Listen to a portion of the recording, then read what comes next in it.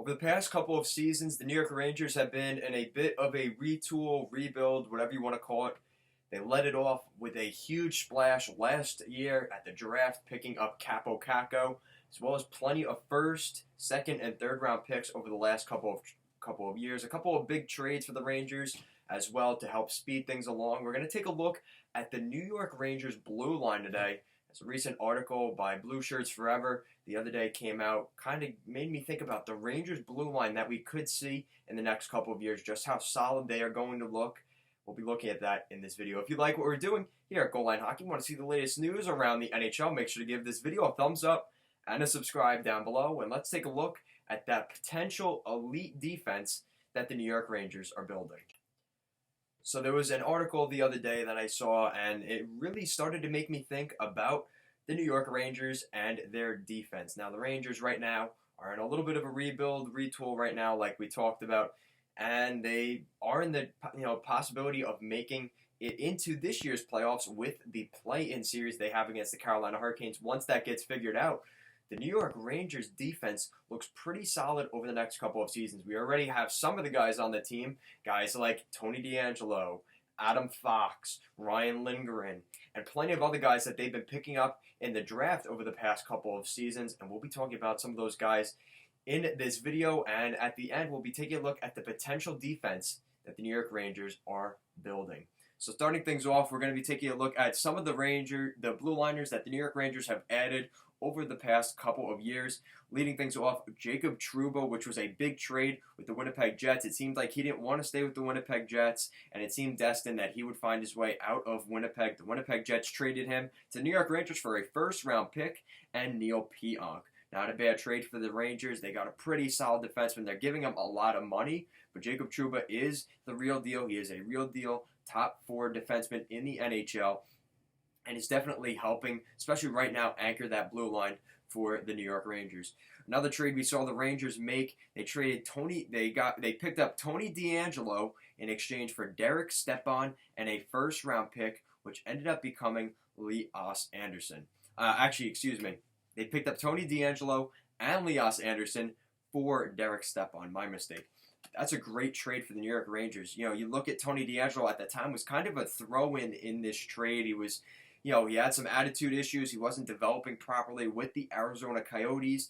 The Coyotes took a chance on him, but when he was with the Tampa Bay Lightning, things didn't work out. They traded for him, didn't like what he provided, and then the New York Rangers took a chance on Tony Dangelo, and they have Lias Andersson, who at the moment isn't really working out too well with the New York Rangers. May stay with the team, may get traded. We'll have to wait and see, but definitely interesting there. And Derek Stepan, who is still with the Arizona Coyotes, a pretty solid center, but as he continues to get older, this trade continues to look better and better for the New York Rangers. Another trade that we saw, it was kind of a transaction. I mean, we knew Adam Fox was going to go to the New York Rangers either way, but the New York Rangers acquired Adam Fox for a 2019 second-round pick and a 2020 third-round pick. Another great trade that we saw there by the New York Rangers. Kind of taking, they knew Adam Fox wanted to be with the New York Rangers. He grew up in Carle Place on Long Island, so he knew the Rangers and their organization well. He always wanted to play with the Rangers, and things just weren't going to work out in Calgary, and he decided that the Calgary Flames decided they might as well get some assets for this guy. They knew he wasn't going to re-sign with them, so they were able to acquire some assets for Adam Fox.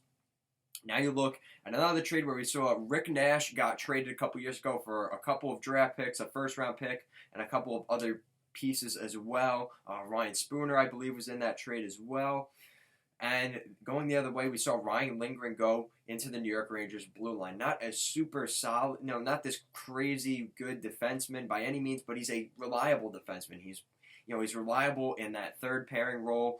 He's a good depth defenseman for the New York Rangers in the event of an injury, or just to help things out during the regular season. Maybe give some defensemen some time off. Ryan Lindgren can step into those roles. That was a great pickup there by the New York Rangers. So with that, we're going to take a look at some of the draft, some of these draft picks that the Rangers have been acquiring for guys like Stepan, Nash, and some of these other guys that they've been trading out. Ryan McDonough over the past couple of seasons. We're going to take a look at some of the prospects that they have been getting with these draft picks. Looking at K'Andre Miller back in 2018. He was 22nd overall in the first round in that year's draft. He's been playing with with the USA under 18. He's a left shot defenseman. Looks like a pretty promising defenseman for the New York Rangers. Definitely has a lot of potential, and he really could be a very reliable top 4 defenseman in the NHL. The expectations are pretty high for this guy, and the Rangers are hoping to bring him into training camp in December this year. Now we look at another defenseman, a Swedish defenseman. So we're looking at Nils Lundqvist, and believe me, it's as crazy as it sounds. It sounds exactly like Lundqvist. It's spelled a little differently, but it's just funny that he has pretty much the same name. Again, another 2018 first-round pick, only a couple of draft picks after K'Andre Miller at 28th overall, and he's been playing with Lias, Sweden, and he is a right shot defenseman. Again, a lot of potential for this guy as well. He could become a very solid top 4 defenseman as well. Even if he becomes a third-pairing guy on this Rangers defense, he's still going to be a very reliable defenseman, and this could be a great pickup for the Rangers. Again, 2 pretty deep first-round picks there in 2018 on the blue line, trying to address some depth needs on the blue line, and the Rangers definitely did that in 2018. Now looking at another defenseman in 2019, where we saw Matt Robertson picked up by the New York Rangers. In 2019, a second-round pick, 49th overall. He's been playing in the WHL with the Edmonton Oil Kings, and he is a left-shot defenseman, another defenseman with a high amount of potential. Probably more likely a top 4 defenseman, a better second-pairing defenseman at the NHL level. A lot of excitement about Matt Robertson as well. He kind of slipped into the second round. There was thoughts maybe he could maybe get into the end of the first round.